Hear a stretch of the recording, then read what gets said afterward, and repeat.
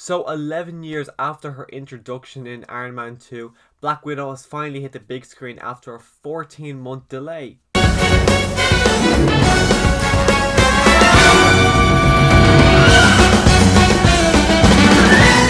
I honestly really still can't believe I have finally seen this movie. Even leading up to it, I was thinking it doesn't feel like, even driving to the cinema, I was like, this doesn't feel like I'm on my way to see Black Widow. Even though I was saying to myself, I know I'll feel like seeing a Marvel movie again once the MCU logo comes up. That's when I'll really get excited.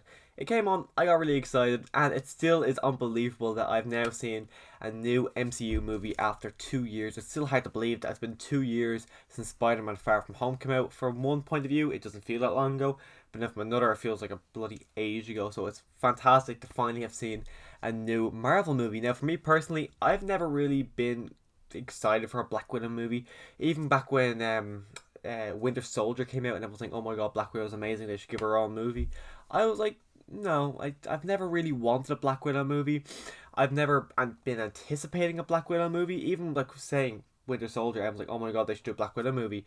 Didn't feel that. But when I saw Black Panther in Civil War, even though I knew he's getting a movie, as soon as I finished that movie, I checked immediately to see when that movie was coming out because I was so excited for Black Panther. But for Black Widow, never really had an anticipation for this movie. So when they announced it, I was thinking, okay, it's about time they're doing it, but I have no real interest in it. And the trailers came out. All the trailers I really enjoyed. I thought all the posters were gorgeous, but I never really had any massive anticipation for this movie. So went into it and I had a lot of fun. I think the action scenes are very brutal. Everyone was kind of comparing this movie to Winter Soldier, judging by the trailers and what they were going off.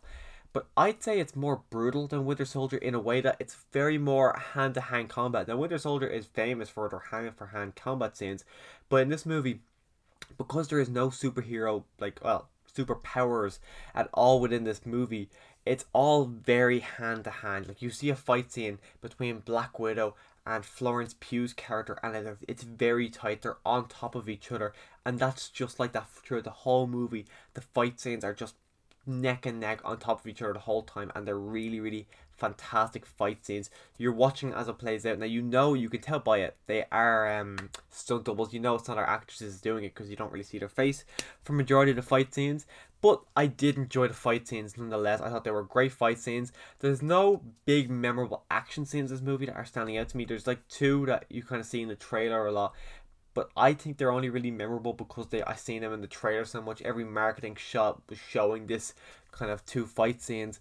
So other than that, I don't think there's any memorable fight scenes. Like to compare, like Winter Soldier, I think of the highway scene. That's a fantastic scene. Iron Man 3, the big Iron Man battle at the end.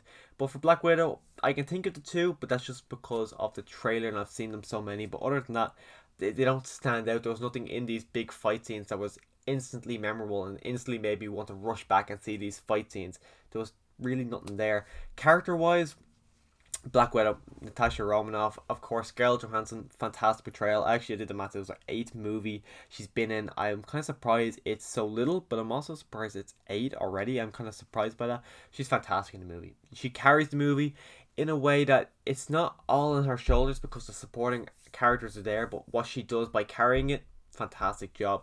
One kind of problem I had with her character was I never felt like she was fully connected to what they were doing. Even though you know why she's doing it, why she wants to do it, you feel like it's more of an obligation rather than her passionately wanting to go out and do this. It feels like she's just doing it because she feels like she has to. It doesn't feel like she's doing it because she feels like she needs to or feels like she wants to. It feels like she's just doing it because her family's doing it. She just wants to help them. They never stay up. Also, you got Red Guardian played by David Harbour. I always thought David Harbour would be a fantastic The Thing with the Fantastic Four, but he's really, really good in this movie. He's very funny. His whole suit, his whole body, everything about him, really, really funny. I've been debating buying his pop vinyl. My sister said, wait until you see the movie, you like his character. Gonna buy that pop vinyl now because I do really like his character. Also, you got Florence Pugh.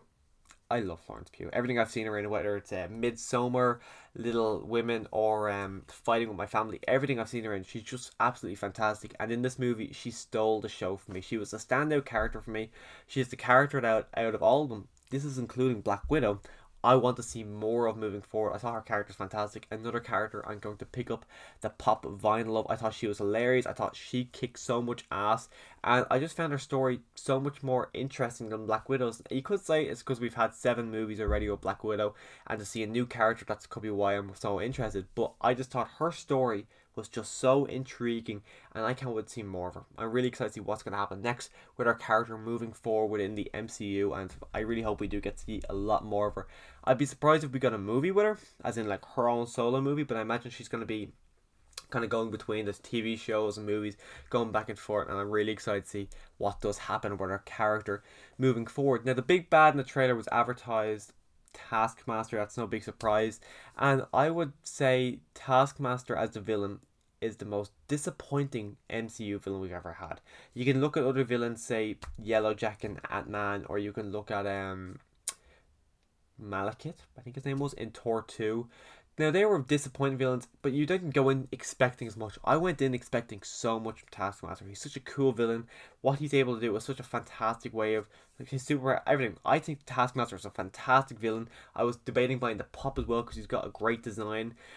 But this movie, he was so massively disappointing. One thing I just kind of had to nitpick with his costume was the helmet looks stupid. I feel like if they put the hood up, it would look 10 times better, but the hood was down, and I think it just really didn't look good with the hood down.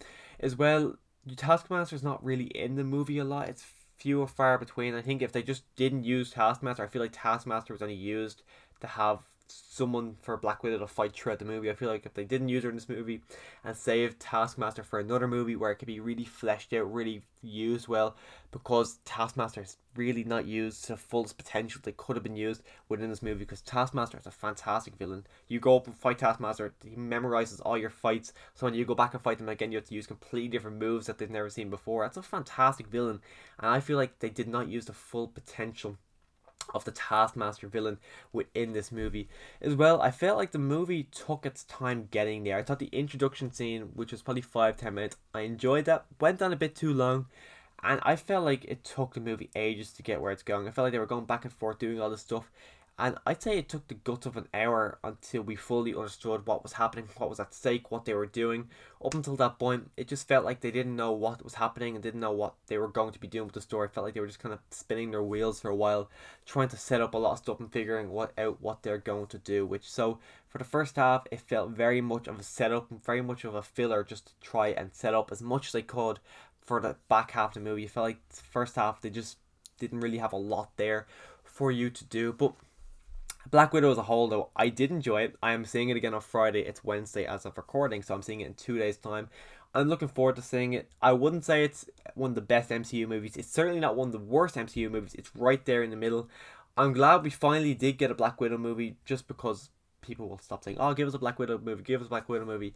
And honestly, I'm surprised it took this long. As I said in the introduction, it's been 11 years since this character was introduced. I'm surprised it took so long for her to get an introductory movie. Hopefully, I don't know how, but hopefully sometime in the future, again, who knows how, hopefully we get to see the character again, because I have enjoyed the Black Widow character. My girlfriend's first thing she after the movie is, God damn it, I wish she didn't kill her off in Endgame, because she wanted to see more of her character. So hopefully one day we will see more of this character. Who knows though.